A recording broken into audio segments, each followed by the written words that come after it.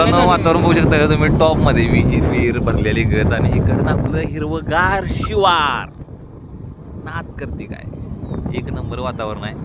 कसा विषय तिला म्हणायचा कोल्हापूरचा विषय जो ह्यो आमच्या शाहू महाराजांच्या मुळे आम्हाला आज जो काय माज करा येतोय किंवा जे काय आमच्या पोटा पाण्याचा प्रश्न सुटलेला आहे पूर्ण कोल्हापूर जिल्ह्यातल्या माणसांचा. हे बघा धरणं बिरणं दिसत काय नगर पोस्टवर आहेत खरे आहेत तर जे काय आहे ते आमच्या शाहू महाराजांनी आमच्यासाठी करून ठेवते आणि आम्हाला अभिमान आहे त्यांच्यावर.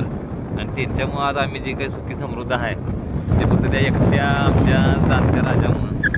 छत्रपती शिवाजी महाराज, धर्मवीर छत्रपती संभाजी महाराज आणि त्यांच्यानंतर आमचा छत्रपती राजर्षी शाहू महाराज यांची पुण्यानं आज कोल्हापूर जिल्हा एकदा एवढा सुखी समृद्ध आहे.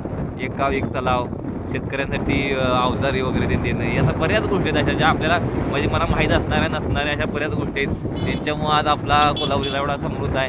आज एकदा बघा जून महिना आहे आणि रस्त्याच्या कडेला बघा रस्त्याच्या कडेपर्यंत हिरवळ आहे. याचं कारण काय तर फक्त आपलं राजर्षी शाहू महाराज त्यांच्या पुण्याईनं आज कोल्हापूर चालायला लागलं आहे. खरंच बाकीच्या सगळ्यांनी सुद्धा हे आमचा आदर्श घेऊन म्हणजे आमचा तर म्हणजे शाहू महाराजांचा आदर्श घेऊन आज विकासाची वाट ही झाडं तोडून न करता तर ती त्या झाडांना निसर्गाला धरून करावी तरच विकास कुठंतरी साथ देईल, माणसांना लागेल, निसर्गाला लागू होईल. नाहीतर एक दिवस निसर्गातून जर वाट लावायची ठरवली तर आपली वाट कुठंच उपयोगाला येणार नाही. हे लक्षात घेऊन वाट लावा.